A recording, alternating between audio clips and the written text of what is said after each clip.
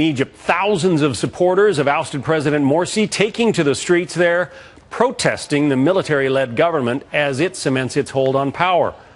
Now, the protesters are vowing to keep up the pressure until Mohamed Morsi is restored to office. The deposed president is being detained by the new rulers, has not been seen in almost 2 weeks.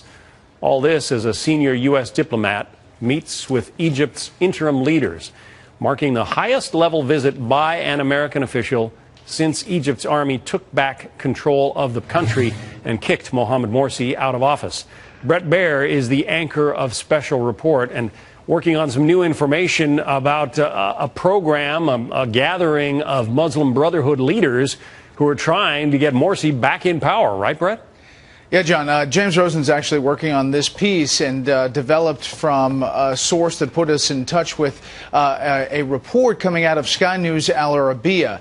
And basically this report states that there was an emergency Muslim Brotherhood meeting in Turkey over the past day and a half in which Muslim Brotherhood leaders from around the world, from Tunisia, from Egypt, from Turkey, from Hamas, all came together, and the purpose of the meeting, according to this report, was to figure out a way to get Morsi back in power in Egypt and to advance the goals of the Muslim Brotherhood all throughout the Middle East. Now, we don't need to explain that there is concern about the Muslim Brotherhood from a number of quarters, not the least of which is other Gulf states that see the Muslim Brotherhood as fomenting something of not helpful to the giant inner workings of all the Gulf states in respect to Iran and Syria and other elements.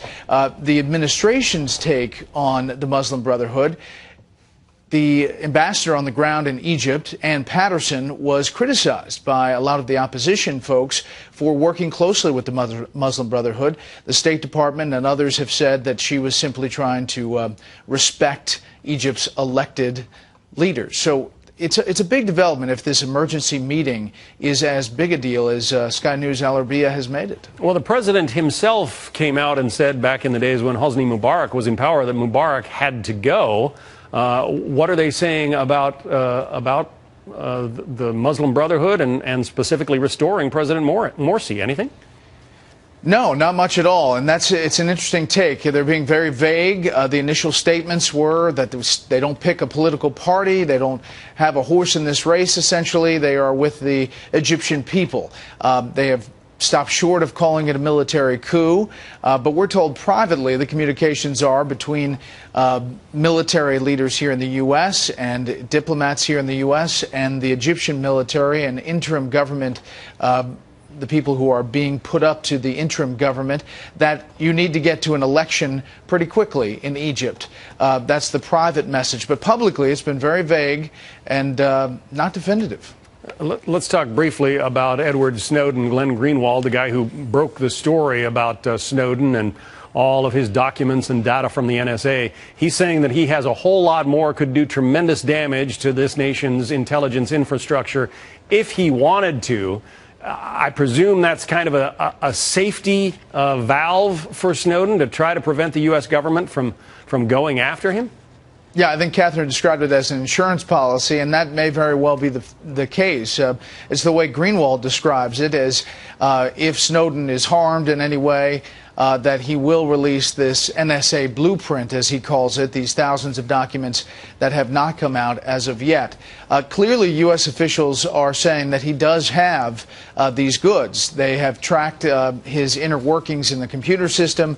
They believe he has a lot more. They haven't been obviously definitive about and specific about what that is, but to hear Greenwald describe it, it's a lot of classified information. And he's applied for temporary asylum in Russia. Where does that request stand?